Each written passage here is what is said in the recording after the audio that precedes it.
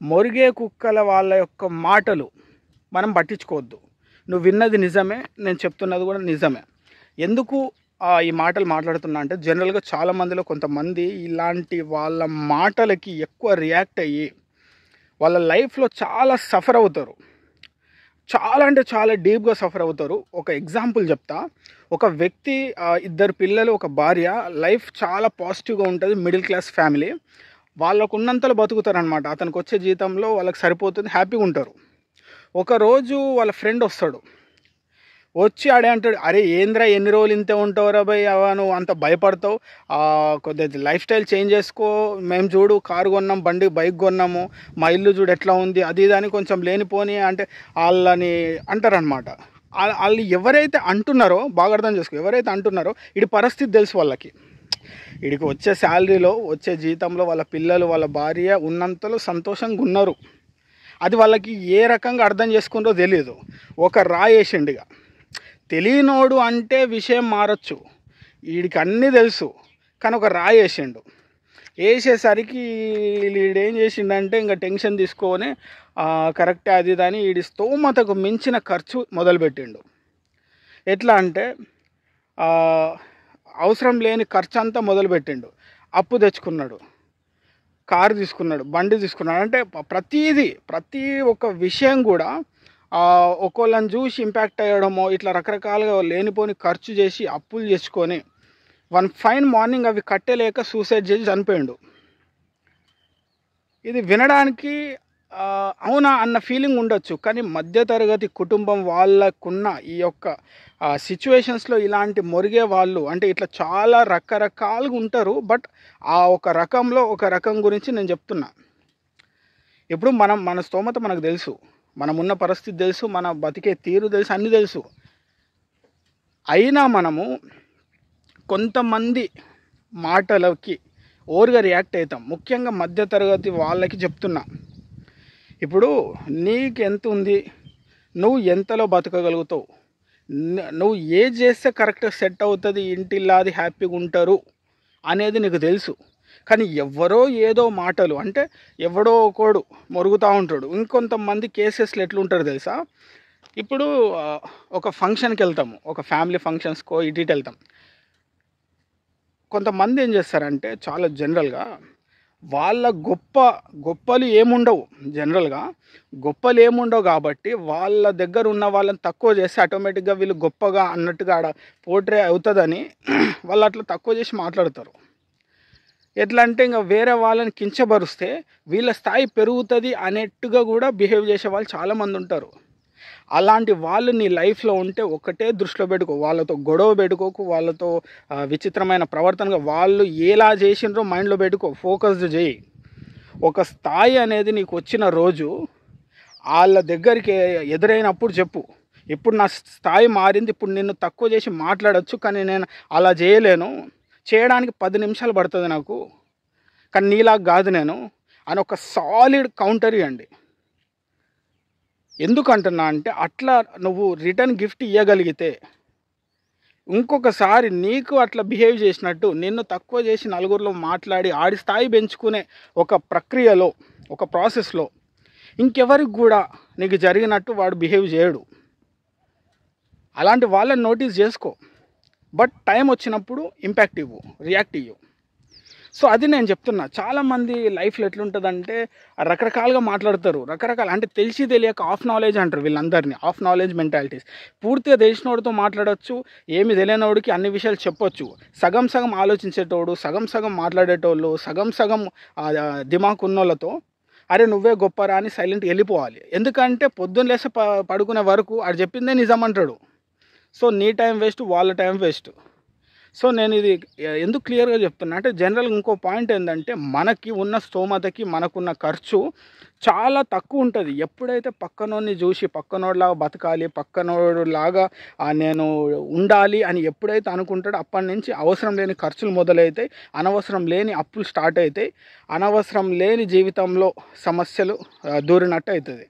So నేను అనేది అదే, నువ్వు డెవలప్ కావడానికి నీకున్న స్కిల్స్ని వాడుకో, నువ్వు డెవలప్ కావడానికి నీకున్న అంటే వేస్ అనేది యూజ్ చేయి.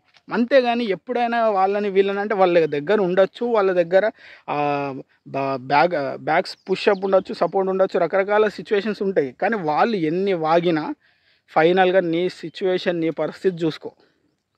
ఎందుకు అంటున్నా అంటే బేసికల్గా కొంతమంది డైనమాలో ఉంటారు. వాళ్ళు వాళ్ళు రిలేషన్స్లో ఉంటారు. ఫస్ట్ పాయింట్, రిలేషన్స్లో ఎట్లుంటారంటే ఏం తెలియదు, ఏం తెలుసుకోరు, మొరుగుతారు. ఎట్లా మొరుగుతారంటే అదంతా ఇంకా నలుగురు ఉన్న చోట ఏమవుతుందంటే ఏదో మాట్లాడాలి కదా అని పక్కనోడి గురించి మాట్లాడతారు, వాళ్ళని తగ్గిస్తారు. అదే అప్పుడు పలానా వాడు అది అట్లా చేసిండంట కదా, అది ఎంతవరకు కరెక్ట్ అంటారు. ఇప్పుడు అక్కడ నలుగురు కూర్చున్న చోట అది అవసరం లేదు, కానీ ఈ ఈ పెద్ద మనిషి ఎవరైతే ఉంటాడో ఆడి స్థాయి తగ్గద్దు. సో తగ్గొద్దు అంటే వేరేవాడిది ఏదో ఒకటి లూప్ పట్టేసుకొని వాళ్ళది దాంట్లో కన్వర్జేషన్ లింకప్ పెట్టి ఏదో అట్లా వేసేసి ఈడు సేఫ్ అవుతాడు. చాలామంది ఫంక్షన్స్లో కావచ్చు, ఫ్యామిలీస్లో ఇదే జరుగుతుంది. వాళ్ళ తప్పులు బయటికి కనిపడొద్దని పక్కనున్నోడ తప్పుల్ని బయట పెట్టి వీళ్ళు సేఫ్ గేమ్ ఆడతారు. సో ఇలాంటి వాళ్ళు కూడా నోటీస్ చేయి, చాలామంది ఉంటారు ఫ్యామిలీస్లో అండ్ ఫ్రెండ్స్ సర్కిల్లో ఉంటారు. ఇప్పుడు ఫ్రెండ్స్ సర్కిల్ ఎట్లుంటారంటే ఒక నలుగురు కూర్చున్న దగ్గర ఒక 10 మంది ఇట్లా గ్యాంగ్ ఉంటుంది. ఇట్లా కూర్చున్న దగ్గర ఏమవుతుంది తెలుసా అంటే, నేను ఏమంటున్నా అంటే నలుగురు కూర్చొని ఉంటే హెల్దీ కన్వర్జేషన్ ఉండాలి. హెల్దీ కన్వర్జేషన్ అంటే ఏంటంటే ఒకరినొకరు మాట్లాడుకోవాలి, అంటే ఒక పాజిటివ్ వైబ్రేషన్స్తో ఉండాలి. కానీ అక్కడ ఏమవుతుందంటే ఆ నలుగురు కూర్చున్న దగ్గర ఐదో వ్యక్తి గురించి మాట్లాడతారు, లేదా నేనే గొప్ప అని మాట్లాడతారు. నీ స్థాయి కన్నా నాది ఇంకా బాగుంది, అరే నువ్వు ఇంకా ఇట్లా అంటే ఒకళ్ళనొకళ్ళు గొప్పలు చెప్పుకునే ప్రాసెస్లో పెంట చేసుకునే సిచ్యువేషన్స్ ఫ్రెండ్స్ కూడా ఉంటారు. నలుగురు కూర్చొని ఏదో ఒక పెగ్గో 90 ml వేస్తే సరదాగా మాట్లాడుకునేటట్టు ఉండాలి, కానీ 90 ml కాస్త మొత్తము 190 స్పీడ్లో ఆలోచించి ఉన్నదంతా పెంట చేసుకునే సిచ్యువేషన్స్ ఉండొద్దు. అండ్ ఇంకో పాయింట్ ఏమంటున్నా అంటే కొంతమంది ఉంటారు పూర్తిగా ఒక మనిషి గురించి తెలియకుండా, తెలుసుకోకుండా మాట్లాడే వాళ్ళు ఉంటారు. వాళ్ళ గురించి మనం ఎక్కువ ఆలోచించద్దు, కానీ ఉంటారు. ఎట్లుంటారంటే కొంతమంది వాళ్ళ గురించి ఎక్కువ స్ట్రెస్ తీసుకుంటారు, డిప్రెషన్ అవుతారు. అరే ఎందుకు వాళ్ళు ఇట్లా నా గురించి మాట్లాడినరు, అసలు నా గురించి వాళ్ళకి ఏం తెలుసు, ఏం తెలియదు కాబట్టి వాళ్ళు మాట్లాడుతున్నారు. అర్థమవుతుందా? నీ గురించి పూర్తిగా తెలియని వాళ్ళే నీ గురించి ఎట్లయినా మాట్లాడే థింకింగ్ అనేది వాళ్ళు క్రియేట్ చేసుకుంటారు. అర్థమవుతుందా? ఇప్పుడు ఖాళీ పేజ్ ఉంది, ఏది పడితే అది రాసేయచ్చు.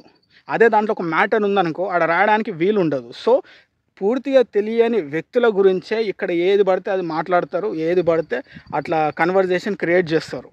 అలాంటి వాళ్ళ గురించి నువ్వే అనవసరంగా టెన్షన్ తీసుకొని ఇది అవసరం లేదు, టైం వేస్ట్. ఒక కాలనీలో ఒక కుక్క కొత్త వ్యక్తిని చూస్తే మొరుగుతూ ఉంటుంది, ఎందుకంటే ఎవడో ఈ కుక్కకు తెలీదు. అదే తెలిసినోడు వస్తే తోకుప్పుకుంటూ వస్తుంది. డిఫరెన్స్ అంతే. కొద్దిగా డీప్కి వెళ్తే అర్థమవుతుంది నేనేం చెప్తున్నాను. సో అనవసరంగా నువ్వు పెద్దగా రియాక్ట్ అయ్యి ఆలోచించకు, ఎందుకంటే ఇది పెద్ద సముద్రం. మనుషులున్న ప్రపంచం అంటే పెద్ద సముద్రం. ఎక్కడి నుంచి అయినా ఎవరైనా ఎట్లయినా మాట్లాడతారు. నలుగురు ఉన్న చోట ఐదో వ్యక్తి గురించి మాట్లాడతారు, లేదా వాళ్ళ గొప్పలు చెప్పుకోవడానికి నిన్ను తక్కువ చేసి మాట్లాడతారు. అబ్బే అని తీసి పడేస్తారు కూడా, కరివేపాకు తీసినట్టు.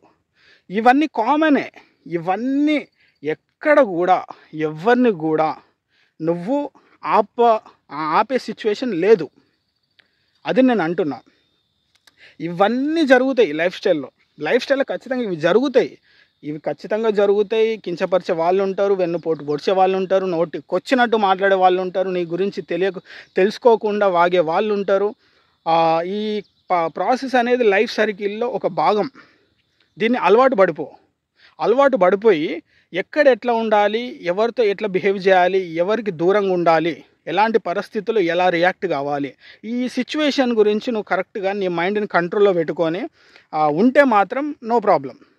ఎందుకంటే అట్లాంటి వాళ్ళని దూరం చేయాలి, ఇట్లాంటి వాళ్ళని ఎందుకు ఇట్లా మాట్లాడుతున్నారు, వీళ్ళంతా ఎందుకు ఇట్లా చేస్తారు అని అంటే స్పెషల్గా నువ్వు కూర్చొని ఆ చుట్టూ ఉన్న జనాల గురించి ఇలా ఎందుకు చేస్తున్నారు అని ఆలోచించి నువ్వు చేసేది ఏం లేదు.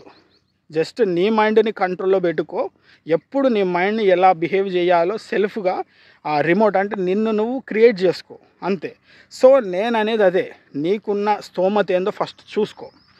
ఎవ్వరు ఏమన్నా పట్టించుకోకు, మొరుగుతూ ఉండరు, అది లైట్ తీసుకో. నువ్వు ఏం పని చేయాలి, నీ లైఫ్ ఎటు పోతుంది అనే ఒక క్లారిఫికేషన్ నీకు ఉన్నప్పుడు నువ్వు దాని గురించి ఆలోచించు. సో ఎవ్వరేం మాటలు పట్టించుకోకు, లైఫ్ని ఎంత వీలైతే అంత పాజిబుల్గా లీడ్ చేయి.